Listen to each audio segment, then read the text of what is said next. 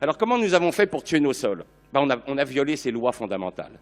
C'est-à-dire qu'on n'a pas... Vous pouvez violer les lois humaines. Si vous faites choper par la police, vous irez en tôle. Mais ce n'est pas très grave pour l'ensemble de l'humanité. Mais quand on viole les lois universelles, les lois de la biologie, là, c'est très grave. Alors comment on a fait pour tuer les sols? Ben, on a inventé deux armes de destruction massive des sols. D'abord la charrue. Au début, les hommes, ils gratouillaient la terre avec les chevaux, c'était pas bien grave. Mais quand on a découvert le tracteur, vous savez, c'était Victor Hugo qui disait, pour montrer la fascination des hommes devant les grosses machines, une immense force qui aboutit à une immense faiblesse, voilà ce qui fascine les hommes. Ah, les mecs, ils bandent comme des fous devant un gros tracteur de 300 chevaux, ils n'en peuvent plus. Donc, ils bousillent les sols en les retournant. Première erreur, ils mettent la matière organique au fond. Or, il se trouve que tous les champignons du monde sont aérobies.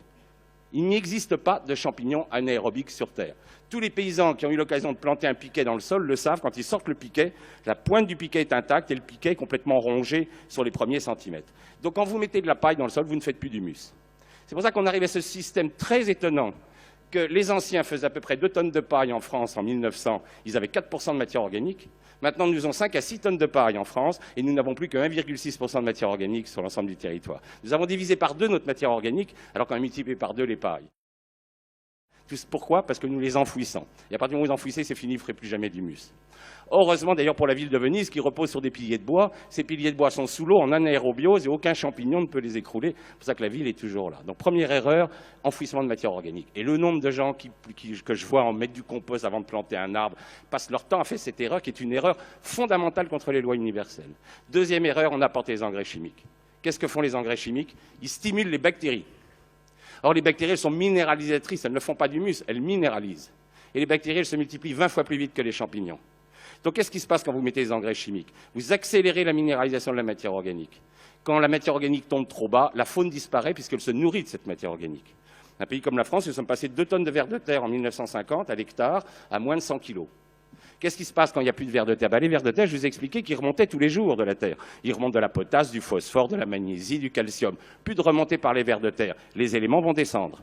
Pollution des nappes, pollution des rivières. Vous rentrez dans ce qu'on appelle, après cette dégradation biologique des sols, vous rentrez dans ce qu'on appelle la dégradation chimique. Votre terre va perdre ses éléments nutritifs. Vous allez envoyer de l'azote dans les nappes, vous allez envoyer du phosphore dans les rivières, etc. Vous appauvrissez vos sols.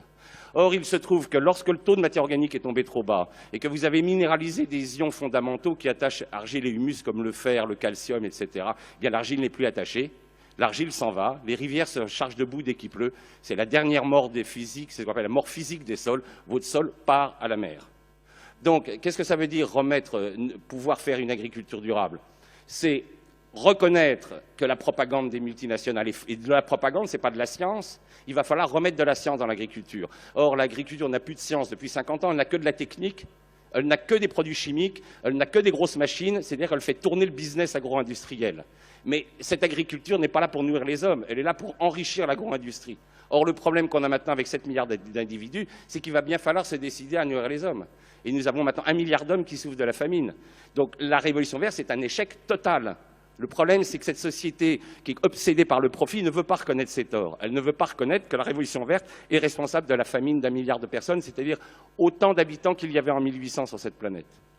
Donc il va falloir changer complètement notre agriculture. Il va falloir, à mon avis, dissoudre des sociétés comme Monsanto, Novartis et compagnie, qui sont des assassins. Il va falloir qu'on crée une espèce de justice internationale sur le crime contre la vie. Ce sont des criminels contre la vie, ces gens-là. Ils ont tué... moi, l'activité biologique des sols que je mesure, elle ne cesse de baisser depuis que je la mesure. Je la mesure depuis 89, est en baisse constante. Et quand je compare avec les chiffres du début de 1900, nous avons perdu à peu près 90% de notre activité biologique. Et en particulier, les grands disparus, c'est les champignons. Les champignons ont complètement disparu avec les engrais chimiques. Or, c'est eux qui font les humus. Et depuis qu'il n'y a plus de champignons, vraiment, les sols vont très très mal. Et c'est pour ça, là, tout à l'heure, vous parliez du BRF. Pourquoi le BRF a un effet tellement spectaculaire sur la relance de la vie des sols? C'est que vous apportez de la lignine. C'est vous redonnez cette substance que seuls les champignons sont capables d'attaquer et vous remontez le C sur N. C'est-à-dire vous remontez le rapport carbone-azote. L'agriculture n'a pas besoin d'azote, elle a besoin de carbone. C'est ça que les agronomes n'ont toujours pas compris. Comme les agronomes ignorent tout de la vie des sols, la chaire de microbiologie des sols à l'agro a été fermée en 86.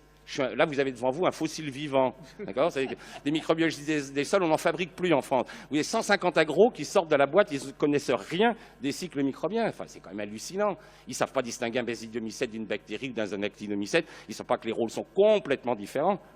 Donc si on veut remettre de la vie dans les sols, il va bien falloir qu'on mette de la science et qu'on arrête d'inventer des modèles artificiels type révolution verte, de donner le prix Nobel à un mec qui a ruiné 300 millions d'hectares de sol avec sa révolution verte. C'est pas ça le but. Le but, c'est de remettre de la science pour qu'on puisse à nouveau regarder les sols comme ils sont. Parce que le grand livre, c'est la nature. C'est pas derrière un ordinateur qu'on découvre le fonctionnement d'un sol. C'est en faisant des trous. Avec Lydia, on en a fait plus de 12 000 à travers la planète, depuis l'altiplano des Andes, en passant par les sols norvégiens et les sols d'Amérique et de Bornéo. Les sols, on sait comment c'est, parce qu'on en ouvre et qu'on regarde la faune, on regarde les racines. Mais c'est plus que font les agronomes. Voilà, je vais essayer de raccourcir. Et je vous remercie pour votre attention. Bravo, Claude.